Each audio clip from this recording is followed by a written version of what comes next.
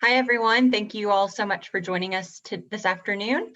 My name is McKenna Byerly, and I am with the Norton Continuing Medical Education Department, and I'd like to welcome you all to today's program. Today's program is our Updates in Pediatrics live stream series. It's a series that takes place on the third Wednesday of the month at noon. You will receive a link to the program for an evaluation following Dr. Hopkins' presentation. We're going to display a QR code for the evaluation, and we will also make that link available in the chat. And if you registered for today's program, you'll also receive an email to the evaluation following the program. This program is being recorded today, and we will offer that online within a week or so at nortoncme.com. If you have any logistical questions, we encourage you to put those into the chat space over it should be at the bottom of your screen. So any questions about CME, you can put those over there, and we will be monitoring the chat throughout the program. Any questions for our speakers today, Dr. Carruthers and Dr. Hopkins, please enter those in the Q&A section, which should be located at the bottom of your screen. So we just want to be sure for questions for the speakers, keep those in the Q&A section, and for logistical questions, keep those over in the chat. And so with that, I would like to introduce our two speakers today. Dr. Hopkins will be presenting, and then Dr. Becky Carruthers will be joining following the presentation to take on your questions. So with that, I'd like to introduce Dr. Hopkins, Dr. Katy Hopkins. She earned her doctoral degree and completed her postdoctoral training at the University of Louisville. She completed her internship in child and family psychology at the Southern Arizona Psychology Internship Consortium in Tucson. Prior to joining Norton Medical Group, she was an assistant clinical professor of counseling psychology at the University of Louisville, where she served as the director of two community-based behavioral health training clinics in West Louisville, known as the Cardinal Success Program, serving individuals and families across the lifespan. And Dr. Hopkins has no relevant relationships to disclose. And then I'd like to introduce Dr. Becky Carruthers. She attended Western Kentucky University and graduated with a BS in biology.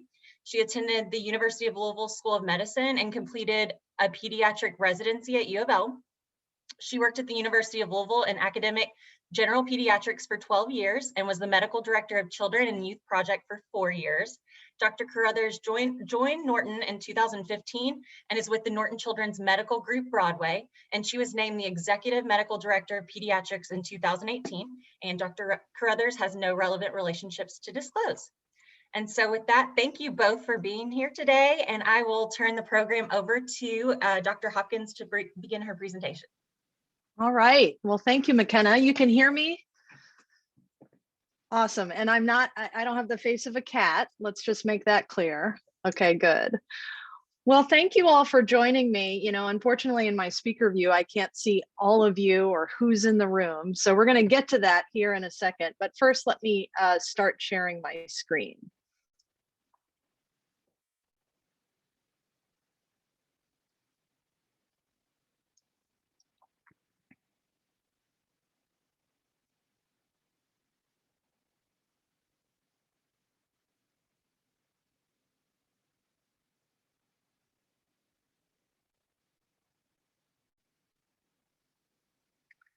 Okay, can you see that, McKenna? Yes, it is on the slideshow. Okay. We can see the whole. Yes. Yes.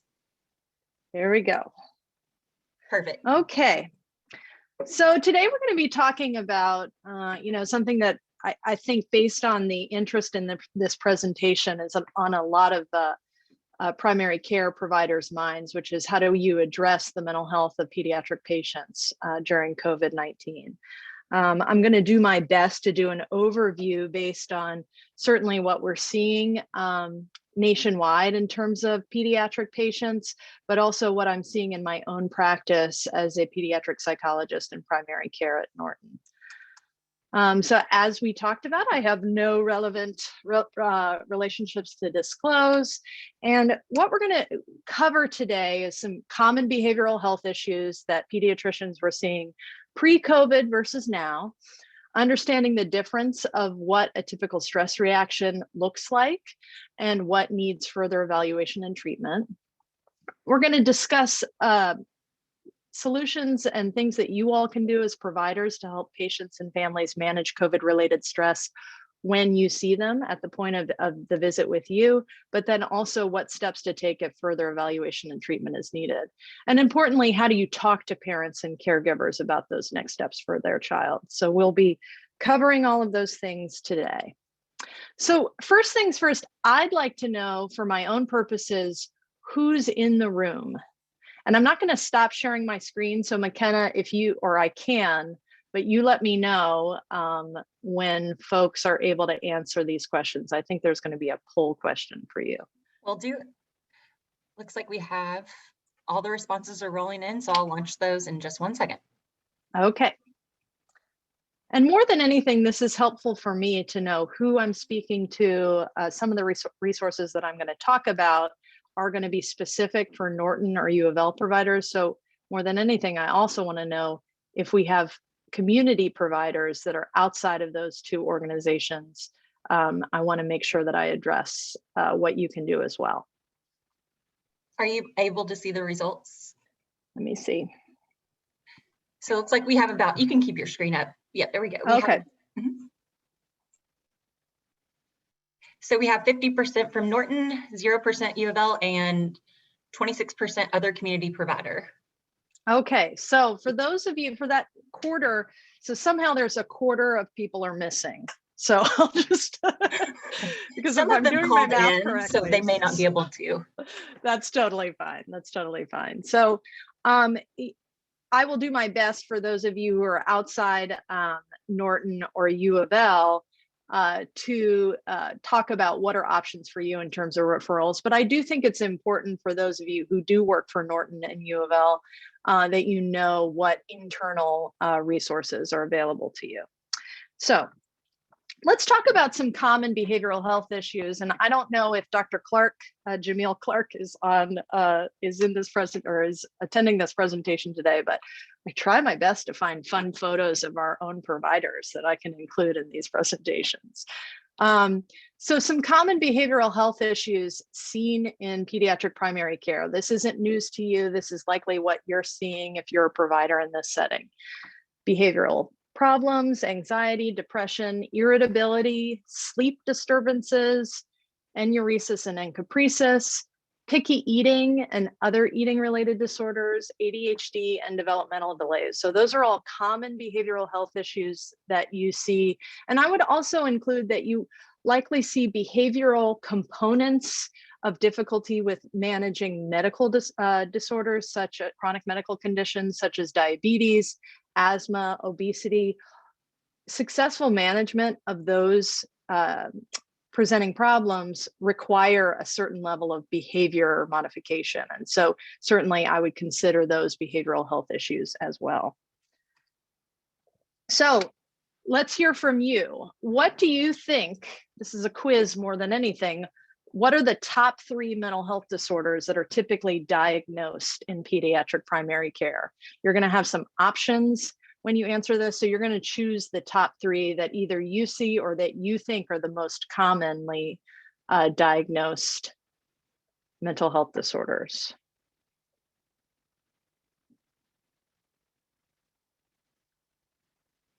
And McKenna, I'll just rely on you to tell me what the top 3 responses are. Sure.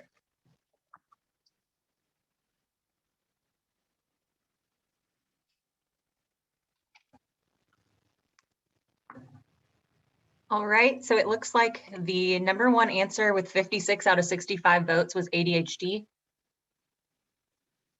And then 55 out of 65 anxiety, and 47 out of 65 depression. All right, well, let's look at what we see in the research and see if your answers match up. Let's see. They did. Oh, y'all are so smart. You apparently know your populations well. So what are the top diagnoses that pediatricians diagnose? You're absolutely right. ADHD, anxiety, and depression are the most common. Autism is there, although if you have diagnosed autism in Louisville anyway, you may have encountered that in order for children to receive services for autism, they need to receive that diagnosis from a psychologist. who's conducted a comprehensive evaluation. And so even if you know that they meet the criteria, you're able to, through observation, see that they meet that criteria. They still require to receive that diagnosis by a psychologist. Followed closely by ODD, so oppositional defiant disorder, which is essentially the medical term for doesn't listen to parents or teachers. And then bipolar disorder, when I look at that sliver, certainly I think, there may be some issues with accurate diagnostics, because I think that probably overrepresents how many children actually have true pediatric bipolar disorder, but certainly providers that is a diagnosis that they are giving to kids. So about 15 to 20% of patients in a pediatric practice are diagnosed with a mental health disorder by the pediatrician. And 40% of kids with ADHD are solely managed by their pediatrician. I actually think, based on my experience collaborating on care with kids who have ADHD, I'd say that percentage is an underrepresentation. By and large, kids are mostly if they are diagnosed with ADHD and being treated, their primary source of treatment is through their pediatrician. In fact, pediatricians are more likely to manage medication for ADHD than child psychiatrists are. Okay, so pre-COVID, what was the state of pediatric behavioral and mental health in primary care? So like I said, 20% of kids met the criteria for a mental health disorder. 75% of those kids were being seen by their primary care provider, but only 50% were receiving any kind of mental health treatment. 35% of child mental health issues are managed solely by the pediatrician. 26% by a psychiatrist, 15% by psychologists, and 24% some kind of combination. 10% of kids who have mental health issues, or 10% of kids in the general pediatric population, have mental health issues that severely impact their daily functioning. And I'm sure that you know who those kids are and you've worked with them closely. Unfortunately, 80% of those kids never received any kind of mental health care. And really the only care that they're receiving is in the care that they receive from you, which really positions primary care providers to be important, as you know it, important providers of behavioral and mental health care. You're not the only provider, but you're certainly one of the top providers. 50% of over 50% of parents with emotional, behavioral, or developmental concerns don't even discuss these issues with their child's doctor, and that may be because they're not sure what role you could play in addressing those things. They may not realize that you might have resources, but these are all things that were happening pre-COVID that I'm sure that you're used to and that you've seen before. So what are we seeing now? So mental health visits are up significantly in pediatric emergency room departments in 2020 compared to 2019. There's a higher acuity in terms of the symptoms, with higher levels of anxiety and depression, higher rates of suicide-related behavior, increased rates of domestic violence and child abuse, and increased rates of food insecurity, poverty, and homelessness, which we all know have a direct relation to behavioral health outcomes. And then if we talk about the health disparities, COVID-19 has only kind of further pulled back the curtain on health disparities and inequity in our community. So communities of color are disproportionately impacted by COVID-19, which is reinforced by racism, including structural racism. And I mean, we can even see that coming out in terms of how communities of color are even gaining access to the vaccine. There's increased racism and xenophobia against Chinese American and other Asian American communities, displaced or houseless children, and families are in increased risk. Families who have family members who are undocumented, children are going to be at increased risk of mental health issues. And then LGBTQ youth are, while they're always at risk, at increased risk, of developing mental health issues. Where we really see that link is if they're living with family members who are unsupportive. In non-COVID times, these youth have access to supportive adults in other areas of their life, like at school or in sports. But if right now their primary sources of support are their family, and that's who they're with 24 hours a day, they're going to be at increased risk if they're living at home with families who are unsupportive. So, what does it look like? What are you seeing in your offices? What are common stress reactions to, that I'm seeing in children, that I'm seeing in my own children, that you all are probably seeing in your children? I want to say that never in my professional career have I ever treated something on a daily basis that I am also experiencing myself. And I think that, there's no rule book for that. We don't get trained in doctoral programs about how to treat people while living in a pandemic, while you yourself are living in a pandemic. And so, I put all of these common stress reactions up here, not only because I imagine that you're seeing them in your offices, but also as a reminder that you're probably seeing them in yourself and in your own families. And so what does that look like? So infants and young children, you're going to see, again, these are common stress reactions: disruptions in sleep, toileting, and feeding, increased separation anxiety and fearfulness, and a minor regression in some developmental skills. So you might see some backsliding in terms of staying dry overnight, or not being able to do certain things that they could, developmentally be able to do. So some minor regression is a common response to stress. And of course, increased irritability and whining. In school-age children and adolescents, and this is where I think I really see even adults reflected in this list, difficulty maintaining routines, including sleeping and eating, low motivation, poor concentration, declining school performance. I'll say that it is an exception to the rule. If you have a teenager or a school-age child who has not had any impacts to their school performance in the past year, who has not had any issues related to concentration or motivation, every single child, including my own, that I encounter, both in my community, but also in the kids that I work with, are experiencing low motivation, poor concentration, and declining school performance. Increased anxiety and fearfulness is common, along with increased sadness and irritability, increased issues with learning difficulties, increased defiance, argumentativeness, and aggression, increased desire to isolate from family members, spending more and more time in their rooms wanting to be alone is very common. I have an increased desire to isolate from my family members right now.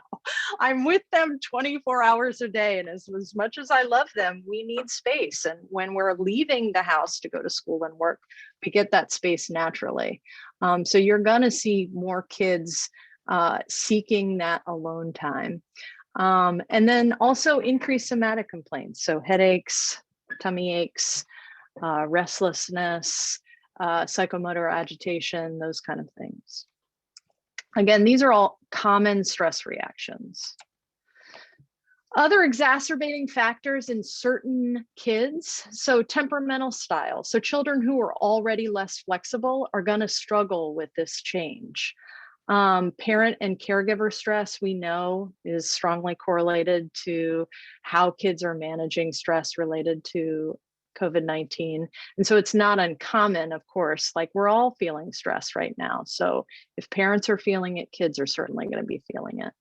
Family separation. So for a lot of families, I talk to some families who maybe have, joint custody with between two parents, but maybe they're not seeing one of their parents because of COVID travel restrictions, or because of kind of the work schedules of those parents make it so that they really end up, just makes more sense to spend time with one family member versus the other.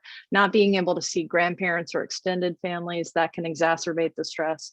Also community separation. So not being able to participate in community-based activities because of COVID-19. And that includes church communities, other community activities, Girl Scouts, sports, just extended neighbor hangs and all of those things. So being separated from your community can certainly exacerbate these symptoms. Grief and loss related to missed milestone transitions, you're seeing that a lot in kids, so and parents, frankly. So missing out on the 5th grade field trip that they've been looking forward to since kindergarten, missing out on graduations, missing out on prom. And then, of course, for kids who have pre-existing special healthcare or educational needs, you see that as an exacerbating factor in terms of how they manage the stress. You know who's doing the best? My dog, Boomhauer. He's been having the best year of his life. And I think for any of you who have pets that you're spending a lot of time at home, dogs seem to be faring very well. So I'm happy to report that if there's one population that's doing well, it is our dogs. I'm not sure how they'll do when we return back to school and working outside the home. But the good news is for Boomhauer, he seems to be doing okay. All right, so how do we then, if you know that these are common stress reactions, how do you then evaluate what the impact is so that you can effectively address what the concerns are? So you probably are already doing this already in terms of checking in about well-being, but I'd encourage you to make it a point to inquire with the parent and the child. How are they faring? How is school going? Just in terms of, over the regular course of a well child check or a sick visit. But certainly you may have in your offices standardized measures. We at Norton use the PHQ assessment for depression screening in kids that are 11 and up. I've used the patient symptom checklist, the PSC-17. That's a good screening tool to kind of look at a wide range of mental health symptoms. But really, I think nothing can replace just qualitative data. So just asking those questions, how are they doing? Certainly assessing for social determinants of health. So food security, housing, internet connectivity, access to childcare, employment. The impact of racism and other forms of discrimination. Our community has been certainly significantly impacted by structural racism and overt racism over this past year. And so checking in with community members and also not making an assumption that it's just Black folks that are experiencing that stress. I've been working with a number of white families that we're all impacted by structural racism negatively. And so when there is stress in our community and when there are lots of things that are happening that are traumatic, it's important to consider how we are all impacted by it.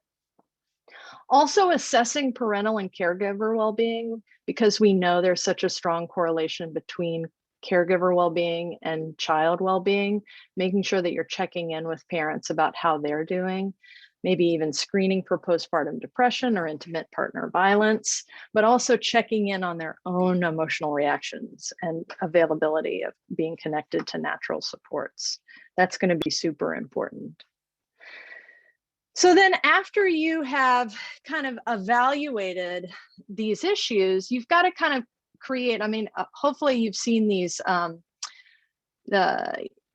tiers before in terms of understanding intervention levels, but tier 1 is going to be those kids. These are most kids and adolescents. So, that tier 1 level where they have those typical stress reactions, but it's not significantly impacting their functioning. The increased natural supports from caring family and peers is going to be sufficient. And then tier 2 is where you as the provider may need to provide additional guidance or support to the child and family. And then tier 3 is going to indicate that those are going to be those kids that are going to benefit from further evaluation and treatment. So let's talk about then what can you do for each one of those peers or each one of those tiers. So tier 1, that's all about healthy stress management. So you want to make sure that you emphasize the key role that parents and caregivers have in supporting healthy development of kids, and that parental well-being impacts child well-being. So validate the caregiving role. Also, you want to emphasize the importance of daily structure and routine. This is so significantly important to our families. So many families do not have structure and routine right now. They are just kind of going minute to minute, even families that are functioning really well. And so they've lost kind of that structure and routine because it feels like Groundhog Day every day. So really reinforcing that routine is going to be really important. In addition to promoting healthy lifestyle by reinforcing healthy eating, daily exercise, and adequate sleep. I cannot emphasize the importance of maintaining routine and daily healthy eating and adequate sleep and exercise. I know these are things that as primary care providers, you drive home every day. I also know that many of the patients that I see in my practice, parents especially underestimate the value of good sleep.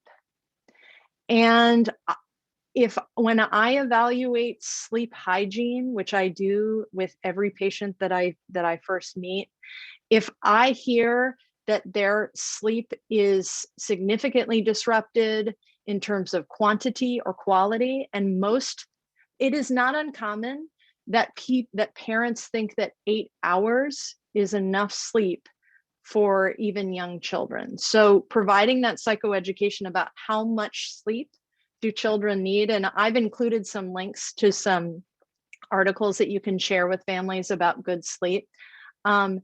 If I hear that sleep is significantly disrupted, that's my first treatment goal. I do not move on to addressing depression or ADHD or behavioral problems until we have addressed sleep. Because what we find is that if a child is not sleeping well, all of those other issues are made worse. And in some cases, if you can address the sleep, those issues go away. And so I cannot emphasize the importance of really making sure that kids are getting enough sleep in your practices. We also need to, and I'm sure you're being asked to do this or feel compelled to do this, to address screen time. So, what we used to recommend in terms of 2 hours a day, of course, that goes out the window right now when kids are doing school online. My kids didn't have computers until this year. They didn't have access to a tablet or a phone until this year. I have an 8-year-old and a 10-year-old. And so they're watching more screens than ever. So how do you manage that when you're working with parents and telling them they should continue to set limits on screens, especially in terms of protecting sleep? So screen time should, if it's impacting ability to sleep, you need to remove access during sleep time. And you can do that through setting app limits, by physically taking the devices, getting TVs out of rooms. If they are going to be on screens, encouraging real-time communication, so FaceTime call and phone calls versus kind of passively viewing YouTube videos. Encouraging parents to talk to children about the benefits and the risks of being online. These are things that maybe you were already discussing with your patients before, but you really need to reinforce them now. You also need to be promoting social connection. So that is really, really difficult right now. That's one of the primary things, right, that we know is impacting all of our mental health, but particularly children and adolescents. Adolescents have a biological need to socialize. And so with peers, their peer relationships are more significant to them in some ways than their family relationships. And so every family is going to negotiate these issues differently. But if you're working with a family that, for safety and health reasons, understandably, have decided to remove access for their kids to peer-based activities, encourage them to figure out a way that they can still maintain safe connection. So certainly being outside in masked play is one way to do that. One thing we've done in my house is that my kids have started to have virtual movie nights with friends, where they do exactly what I'm doing right now. They share their screen and they watch a movie with a friend. When I first recommended it to them, they didn't think it would be fun.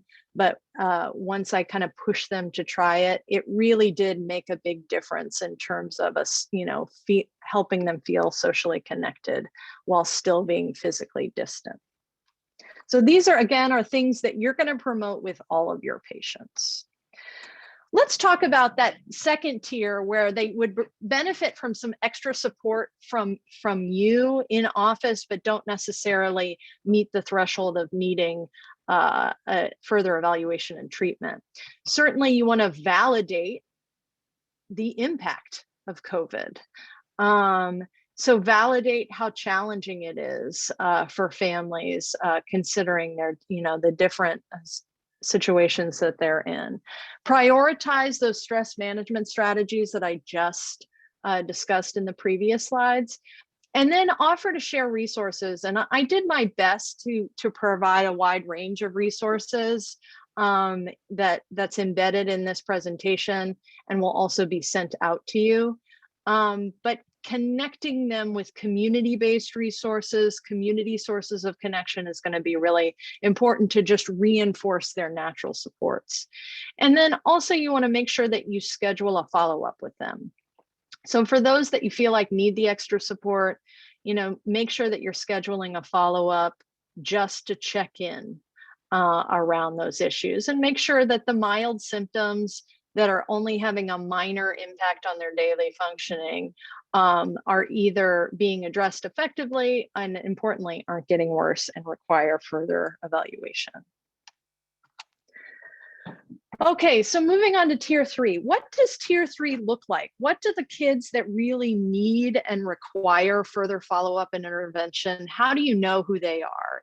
If pretty much every kid is impacted by COVID right now, how do you know which kids are really going to need intervention?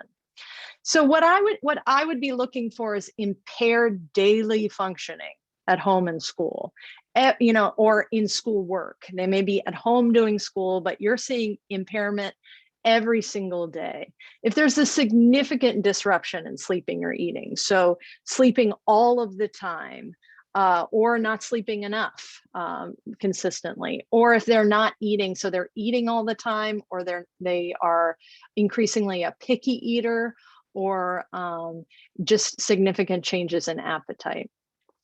Persistent problems with family and peer relationships, a drastic and prolonged change in mood or behavior. So we're going to get on each other's nerves. We're going to have increased stress. And so there is going to be some minor changes in moods. Everyone is slightly more anxious right now. But if you see a drastic change in mood or behavior that sustains, that certainly is worth following up on.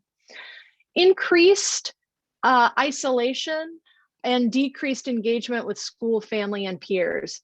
So of course, we talked about all of us have an increased need to be alone, but what I'm talking about is that they're not even engaging in activities that they enjoy. So they're isolating in their room, but they're not in their room even talking to their friends on their phone.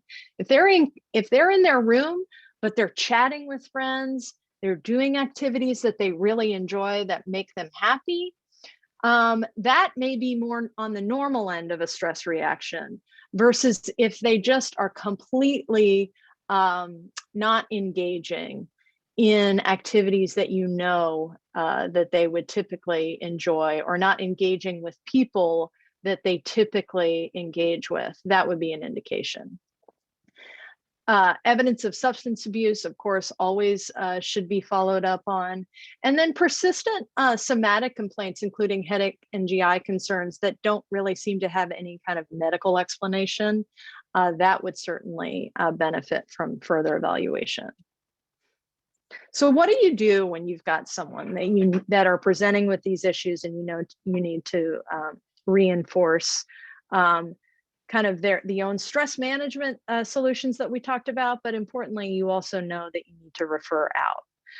So I'm going to talk about a number of different options today. I'm going to talk about a program called Path to Purpose that's open to kids in our community. I'm going to talk about provider-to-provider consultation options. And then, if you need to refer to a behavioral health provider, how do you do that? And what are the mechanisms for that? Know that kind of anxiety and depression, and you may have already known this based on your experience treating those issues in your offices prior to COVID, but anxiety and depression with moderate severity, if we look at what the evidence-based treatment is for children and adolescents, certainly talk therapy is one of the front lines of treatment. But often for kids who have kind of the moderate to severe presentations, in order for talk therapy to be most useful and most impactful, they benefit from medication adjunctive to that treatment. And so I really encourage you to include medication and SSRI treatment in your toolbox, particularly for kids with moderate severity. Certainly, because what we know is that the more severe symptoms of anxiety and depression are really best treated with a combination of talk therapy and medication. So let me talk just really briefly about this program that we have available to us in our community right now. It's called Path to Purpose. Dr. Hancock, who is a pediatrician at Norton Children's Medical Group in Stone Street, in partnership with Dr. Patrick Posel, who's a counseling psychology professor at U of L, have received a PCORI grant to be one of kind of 4 sites nationally to study the prevention of adolescent depression. This program is currently open to all NCMG and U of L practices. If you do not, if you're not one of those practices, you can reach out to me with the contact information that I provide today if you would like to participate or refer patients to this program. And I can make sure that can happen for your office. So the program is for adolescents ages 13 to 18 who score 7 to 13. So that's the mild to moderate depression range on the PHQ-9. So they can be enrolled to participate in one of 2 online therapy groups.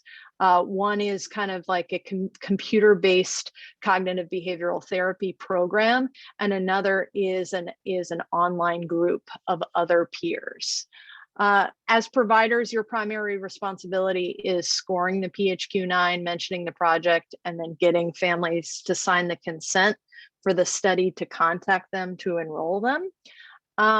But this is a great option, again, for your patients who are struggling with mild to moderate symptoms.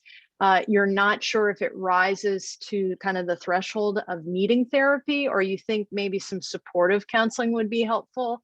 Path to Purpose is a great evidence-based treatment that is free and available to everyone in the community, and they're really looking for participation right now. So this is one option that you can use. And we're going to send out information in terms of regarding Path to Purpose, so you'll get the flyer and more information about referring patients. Also, you can engage in provider-to-provider consultation. If you work within NCMG or U of L, there's a number of different of providers that you can reach out to for questions around behavioral health and mental health services for kiddos. Certainly, you can reach out to me.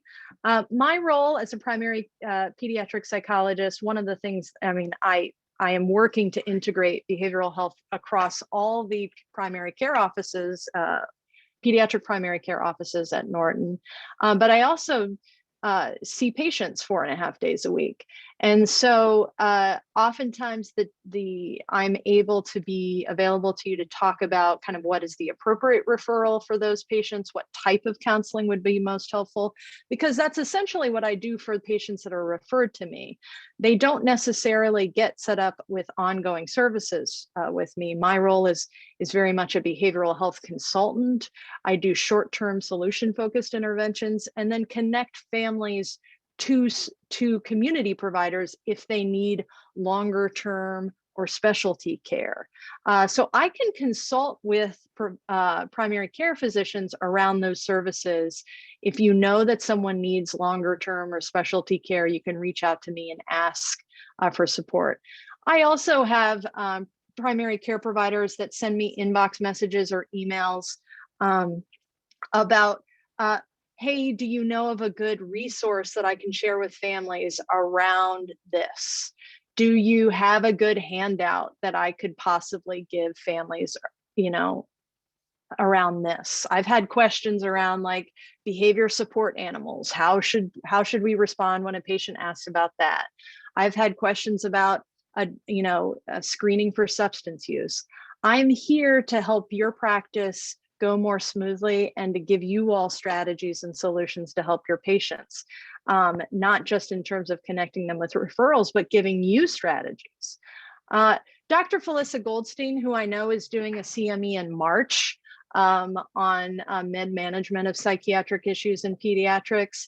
She is the child and adolescent psychiatry attending at U of L, and works with Norton Children Medical Group kiddos. And you can not only refer to her, but also I highly encourage you to use her for consultation purposes. So reaching out to her and asking questions about medication or asking questions about treatment.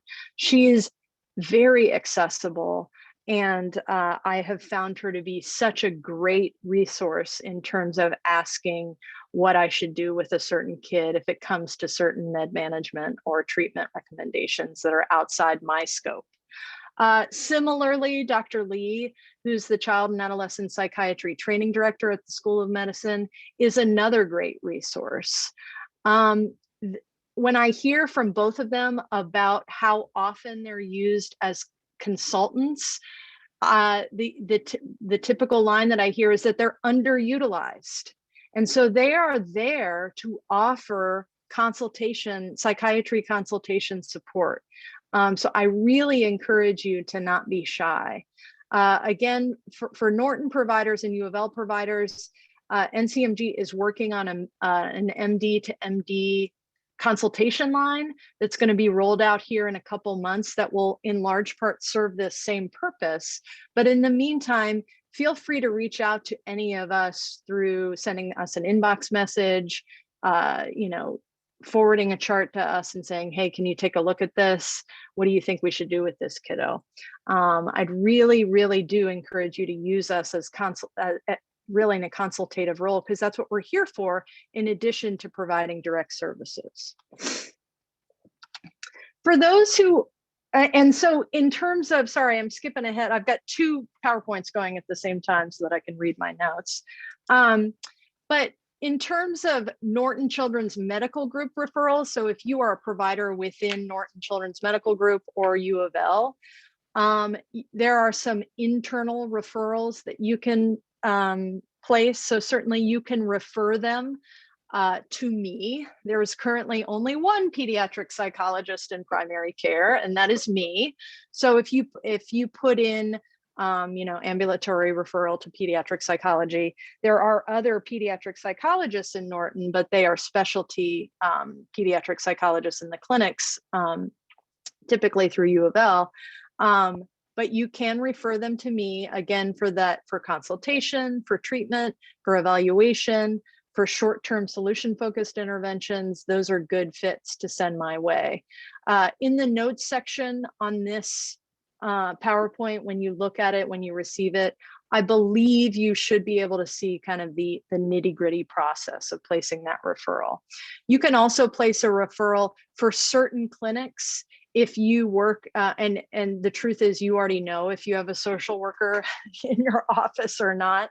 But of course, in some of the NCMG clinics, we have dedicated pediatric social workers who serve very similar roles as I do, providing that behavioral health consultation, brief interventions.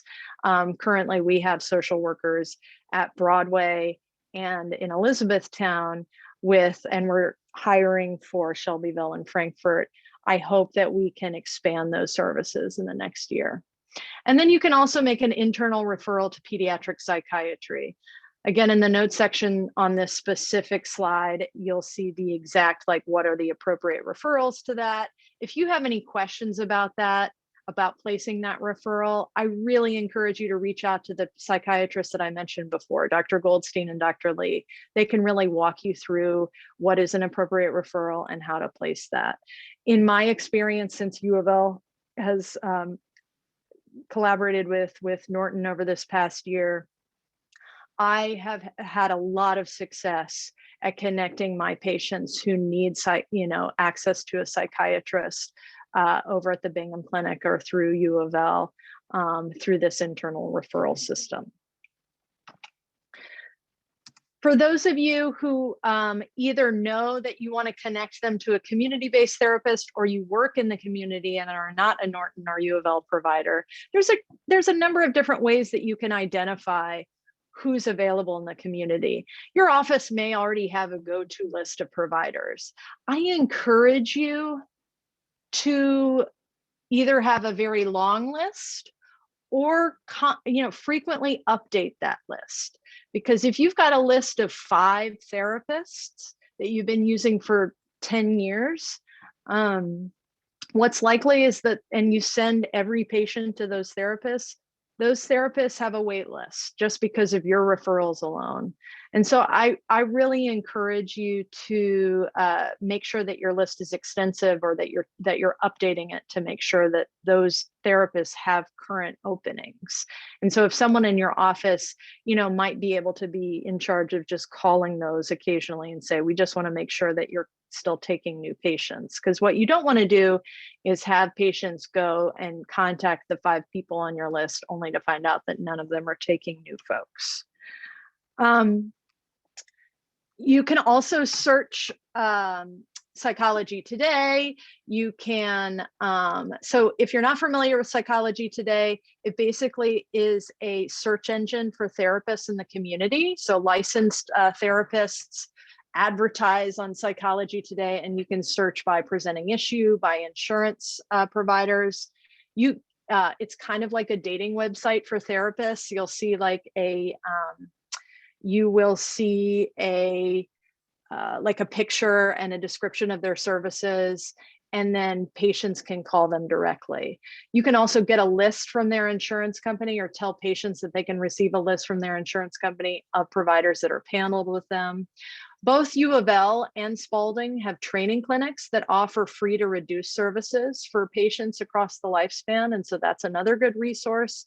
You can also contact me and I can point you in the right direction. If you're really stuck about, I had a primary care physician reach out to me about some specialty treatment that they wanted to connect their patient with, and they just weren't sure where to look. And so I'm happy to answer those questions. So you can send me an email or send me a message in Epic if you're a Norton or U of L provider, and I'm happy to respond. And if you're a community provider, I don't mind receiving an email around that either.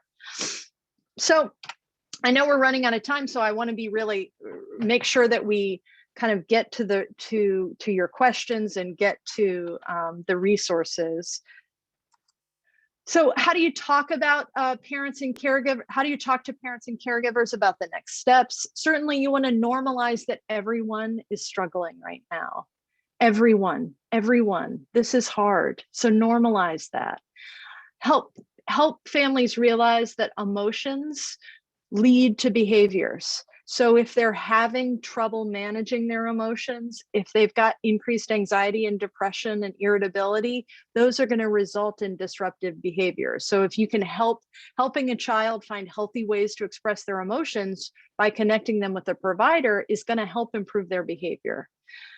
Normalizing help seeking in lots of communities, there's still a stigma towards seeking mental health care.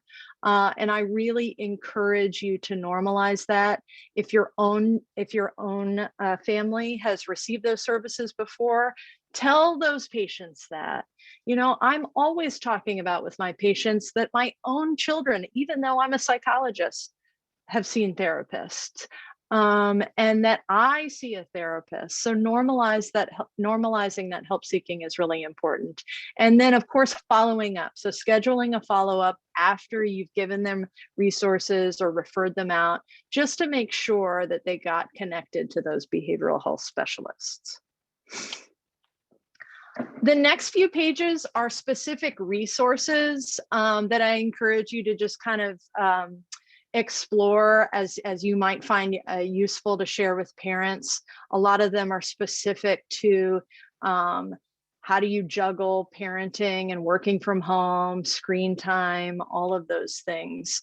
Most of the websites that I provided the resources from have additional resources that are really good. So again, I encourage you to kind of go through all of that. I also have a number of hotlines here that you could have available and printed out to provide to your patients that could be for, when patients are in crisis. So making sure that they have access to that is going to be important. And then I've also have a list of resources that are specific to providers. So things that kind of reinforce what I've already talked about today, but also just kind of access to, there's so much out there right now in terms of resources that are always being added to. So I tried to pull together what I think are particularly helpful ones given our current situation, for lack of a better term. Okay, so we covered a lot. All of it, in a very surface way, but didn't get very deep. And I realized, in an hour, we don't have a lot of time to do that. But I wanted to make sure that we do have some time to kind of answer any pressing questions that you may have.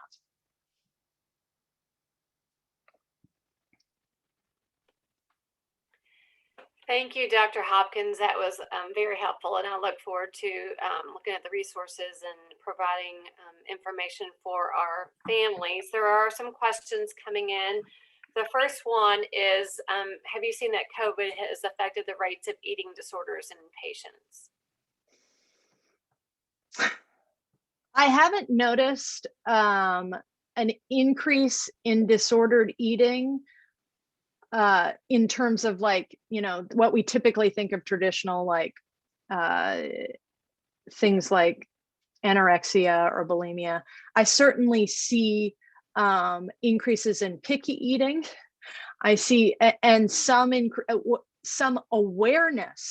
increased awareness of disordered eating. So parents, maybe those issues existed before, but now you're actually seeing your child eat lunch. You're seeing them skip lunch. And so, I don't necessarily think that the rates are increasing as much as we just are observing disordered eating more acutely. Okay, and another one was, how do you get buy-in for parents in regards of sleep hygiene and routine? Because some families are just wanting a medicine to help their child sleep. Well, one of the ways that I get buy-in is that the medicines that we have to treat poor sleep in kids aren't as effective as good sleep hygiene. So I start with that, and also aren't going to be effective if sleep hygiene doesn't exist. So a lot of times I talk about that. I do my best to evoke their own experiences of sleep deprivation, which most parents have either acutely remember not getting enough sleep, or in the very least can remember what that feels like. And we all know how that impacts our moods. And so by talking about the importance of that regular, reinforcing sleep schedules before we start medication, knowing that medications just aren't going to be as effective if those things aren't in place, usually I can get that buy-in. What is your thoughts about social media in regards to social connection, and along lines of that is the video games and social connection through kids talking to each other through video games? So right now, if it's the only source of social connection, then it needs to be there. So the question is, how can you then monitor? Because there are still risks related to social media. There's significant risks. Those risks were there before. So it's about balancing the risks and benefits when it comes to them engaging in it. So certainly teaching them about healthy engagement. What do they do if they are, if they're playing a video game and they feel like they're getting bullied?